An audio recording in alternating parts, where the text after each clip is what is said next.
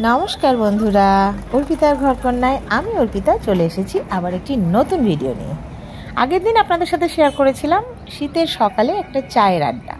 আমরা সব মর্নিং ওয়াকের বান্ধবীরা একসাথে কোথায় প্রত্যেক শনিবার চা খাই, কীরকম করে চা খাই তার ছোট্ট একটা ঝলক।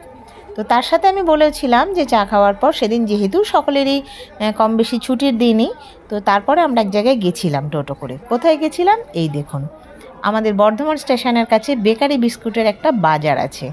তো সেখানে সমস্ত রকমের বেকারি আইটেম আপনি পাবেন, পাউরুটি, কেক, বিস্কিট, নিমকি, যা যা হয়। এখন অবশ্য আরও অনেক কিছুই তার সাথে বসছে। তো চলো আজকে একটু সেখানটা ঘুরে আসি। দেখুন একদম বেকারির মেলা মনে হচ্ছে। তো আমরা সেখানে সব বান্ধবীরা গেছি, প্রচুর বিস্কুট কিনেছি, এক একজন কিছু কিনে ওখানেই আমরা খেতেও শুরু করে দিয়েছি। তো চলুন সেটা একটু কেমন ঘুরলাম, কেমন দেখলাম, কি কি কেনাকাটি করলাম সেটাও একটু তো আপনাদের সাথে আমাকে শেয়ার করতে হবে। তো চলুন দেখি।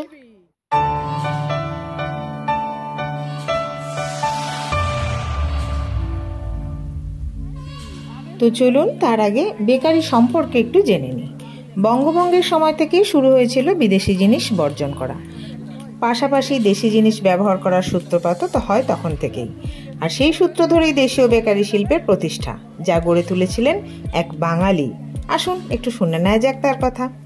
20 শতকের গোড়ার দিকে দেশ জুড়ে উঠেছিল স্বদেশি হাওয়া। বিদেশি জিনিস বর্জনের ডাক দিয়েছিলেন স্বদেশি নেতারা, আর তার বিকল্প হিসাবে স্বদেশি জিনিস তৈরির তোড়জোড়ও শুরু হয়েছিল পুরো মাত্রায়। কিন্তু জানেন কি, সেই স্বদেশি আন্দোলনের জোয়ারেই এদেশে প্রথম বিস্কুট তৈরি হয়েছিল। কি সেই গল্প? রবীন্দ্রনাথের পর ভারতের ঝুলিতে দ্বিতীয় নোবেলটি এনে দেন যিনি, তিনি চন্দ্রশেখর ভেঙ্কট রামন। কলকাতা বিশ্ববিদ্যালয়ের অধ্যাপক রামনের জন্য এক সম্বর্ধনা সভার আয়োজন করে বিশ্ববিদ্যালয়ের ছাত্ররা। শোনা যায় সেই সভার খাদ্য তালিকা প্রসঙ্গে আচার্য প্রফুল্লচন্দ্র রায় বলেছিলেন, পয়সা খরচ করে বিলেতি বিস্কুট খাওয়ার চেয়ে মুড়ি খাওয়া অনেক ভালো। আসলে ভারতে কেক বিস্কুটের প্রচলন হয়েছিল সাহেবদের হাত ধরেই, আর তার আমদানি হতো সাগর পার থেকেই। আচার আচরণে ঘোরতর দেশপ্রেমিক প্রফুল্লচন্দ্র সেদিন তার আপত্তি তুলেছিলেন বিলেতি বিস্কুট খাওয়া নিয়ে। আর গুরুর সেই আপত্তিকেই বোধহয় শিরোধার্য করে নিয়েছিলেন আচার্যের মন্ত্রশিষ্য শরৎচন্দ্র ঘোষ। এদেশে প্রথম দেশীয় বেকারি প্রতিষ্ঠা করলেন তিনি, নাম দিলেন আর্য বেকারি অ্যান্ড কনফেকশনারি। আচার্য প্রফুল্লচন্দ্র রায়ের মতোই শরৎচন্দ্র ঘোষ মনে করতেন স্বাধীন হওয়ার সঙ্গে সঙ্গে দেশকে স্বাবলম্বীও হতে হবে, আর তার জন্য স্বাধীন ব্যবসার পথে হাঁটতে হবে দেশবাসীকে। তাই তিনি নিজেও ব্যবসা গড়ে তোলার উদ্যোগ নিয়েছিলেন শরৎচন্দ্র। বিলেতি বেকারির একাধিপত্যের পাল্টা হিসাবে ভেবেছিলেন স্বদেশি বেকারি শিল্প গড়ে তোলার কথা। নিজের বাড়িতেই পরীক্ষা নিরীক্ষা করে পাউরুটি তৈরি করে ফেলেছিলেন তিনি। তারপর বাড়িতেই একটি জার্মান হাবাম্ফা মেশিন ও দুটি ছোট ছোট ফায়ার ব্রিকের তৈরি তন্দুর নিয়ে বেকারি শুরু করেন তিনি। স্বদেশি যুগে তুমুল জনপ্রিয় হয়ে ওঠে তারই উদ্যোগ।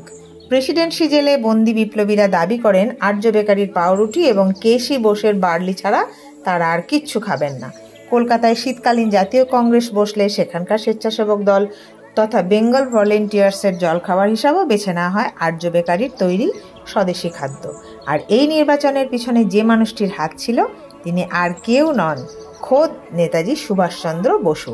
কেবল নিজের ব্যবসার সাফল্য নিয়ে খুশি হতে পারেননি শরৎচন্দ্র, দেশের মানুষকে স্বনির্ভর করার তাগিদ অনুভব করেছিলেন তিনি। তাই এই নতুন শিল্পের মন্ত্রগুলি সকলকে জানাতেও তিনি পিছুপা হননি। 1934 সালে চক্রবেরিয়ার একটি বেকারি ট্রেনিং কলেজ পর্যন্ত তিনি খুলে ফেলেছিলেন।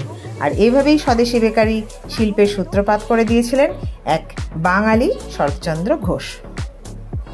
তো বন্ধুরা, আমি এই একটি ছোট্ট কাহিনীর মাধ্যমে যেটুকু জেনেছি আমিও আপনাদের সাথে সেটুকুই শেয়ার করলাম। তো চলুন এবারে বাকিটা একটুখানি আমরা আমাদের মজাটা দেখি। এটা কোনটা নিলাম দেখি, টাকাটা দে। আমি এটা নিলাম। ও ওটা নিয়েছে, টাকাটা দে, টাকাটা দে। অত বড় প্যাকেট কি করে দেবে বাবা? এই যে আমরা কিনে নিয়েছি, চললাম নিয়ে, এখন আরো অনেক কিছু কিনেছি। আজকে আমাদের ব্লগ যাবে, আপনারা দেখবেন শুধু বিস্কুটের ব্লগ, ভ্যারাইটিস বিস্কুট, ভ্যারাইটি বিস্কুটের ব্লগ। এই নিলেন, একটা নিন। আপনিও নিলেন, কেউ বাদ গেল না কিন্তু। এ না ভাই, পয়সাটা নিন, পয়সাটা দিন ওকে। 45 টাকা।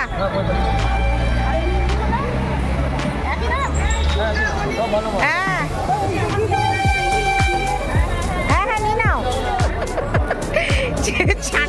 করেছে, ছানাকে বগলে নিয়েছে, একটা ছানা হাতে নিয়েছে। চল চিন্তা করুন কিরকম বিস্কুট আমরা কিনেছি। কে নিলে? মনিকা নিলে ওটা।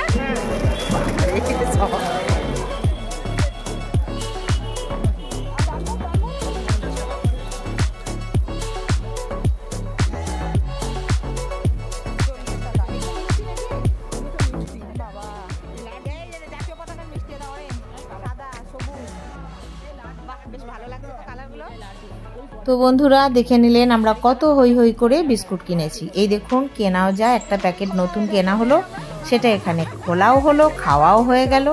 প্রচুর আনন্দ করে আমরা সকালটা কাটিয়ে দিলাম। ছুটির সকাল ছিল তো সেই জন্য এতটা টাইম হাতে পেয়েছিলাম। তো আপনাদের কেমন লাগলো জানাবেন।